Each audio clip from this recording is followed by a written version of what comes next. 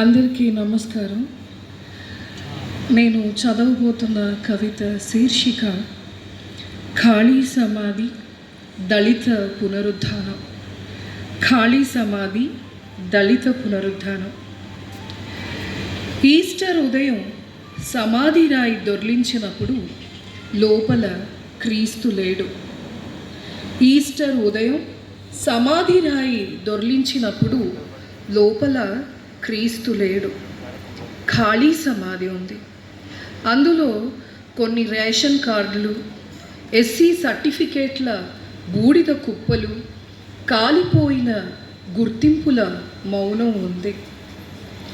మట్టి వాసనలో దాచిన చరిత్రలు ఇంకా వేడిగా ఉన్నాయి.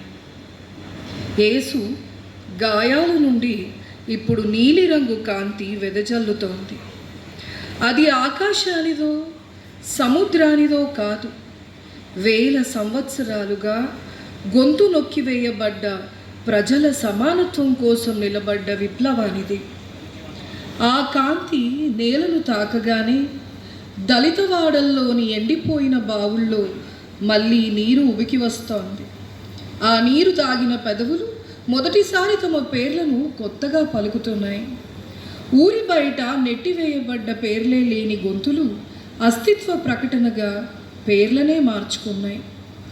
ఊరు పొలిమేర ఆ సమూహాలను కేకేసి పిలిచి అడిగిన ప్రశ్నే మళ్ళీ అడుగుతుంది.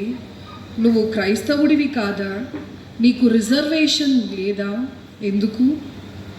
క్రీస్తును ధరించిన వాళ్ళు ఆయన చేతిలోని మేకుల రంధ్రం గుండా తమ కులాన్ని చూపించారు. తమను ఊరి చివరన నిలబెట్టిన అస్తిత్వ గీతలను చూపించారు. ఇప్పటికీ ఆ ఊరవతల గుడిసెల్లో సిలువపై ఆయన శరీరం కాదు, ఒక జాతి వేలాడుతోంది. ఆయన విముక్తినిచ్చిన వీళ్ళని ఇక్కడ ఇంకా గీతల్లోనే ఉంచిన వర్గీకరణ వేలాడుతోంది. అంటరాని తనపు జాడలు క్రీస్తును కూడా చుట్టుముట్టుకున్నాయి. వాళ్ళందరూ ఒక నమ్మకంతో పునరుత్థాన కీర్తనలు పాడుతుంటే ప్రార్థన గదిలో బైబిల్లోని అక్షరాలు ఒక్కొక్కటిగా విడిపోయి గొలుసులు తెంచుకున్న పక్షుల్లా ఎగిరిపోతున్నాయి. ప్రతి వాక్యం న్యాయస్థానంలో సాక్షిగా నిలబడుతోంది. ప్రతి పదం తిరస్కరించబడిన చరిత్రను తిరిగి రాస్తోంది. కీర్తనలు, ప్రార్థనలు పాడే వాళ్ళ మీద కేసులు, ఇప్పుడు అవి డిమాండ్లు. తిరిగి పొందాల్సిన జీవన హక్కుల కోసం, మానవ హక్కుల కోసం ఈ దేశం ఎన్ని పునరుద్ధానాలు చూడాలో. చర్చి గంట మోగిన ప్రతిసారి ఒక ప్రశ్న ఇప్పటికీ వినిపిస్తోంది. దేవుడు అందరికీ ఒకడే అయితే మనుషుల్లో సమానత్వం ఎందుకు లేదు? దేవుడు అందరికీ ఒకడే అయితే మనుషుల్లో సమానత్వం ఎందుకు లేదు? ఆ ప్రశ్నల మధ్యలోనే క్రీస్తు నిలబడ్డాడు. తన చేతులను చాచి సిలువను కాదు మనల్ని చూస్తూ ఆయన ప్రేమను గాయం మాన్పే ఔషధమే కాదు, గాయాన్ని చూపించే ధైర్యం.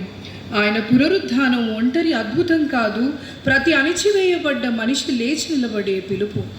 మట్టిలో పాతిపెట్టిన హక్కులు ఇప్పుడు మెల్లగా మొలకెత్తుతున్నాయి. ప్రతి మొలకలో ఒక పేరుంది, ప్రతి పేరుకు ఒక గౌరవం ఉంది. సిలువ పైన ముళ్ళ కిరీటం విత్తనాల కొమ్మగా మారింది. ఆ విత్తనాలు నేలలో పడుతున్నాయి, రక్తంతో కాదు, ప్రేమతో తడిసి. రేపు ఈ నేలపై ముళ్ళు కాదు, అడవులు పెరుగుతాయి. అప్పుడు ఆ రోజు ఎవరూ ఎవరినీ అడగరు నువ్వెవరని. అక్కడ దేవుడే లేడని నెట్టివేయబడ్డ వాళ్ళకి సమానత్వమే ప్రతి మనిషి పేరవుతుంది. ఆత్మ గౌరవంతో తలెత్తుకుని నిలబడే రాజ్యాంగ హక్కు అవుతుంది.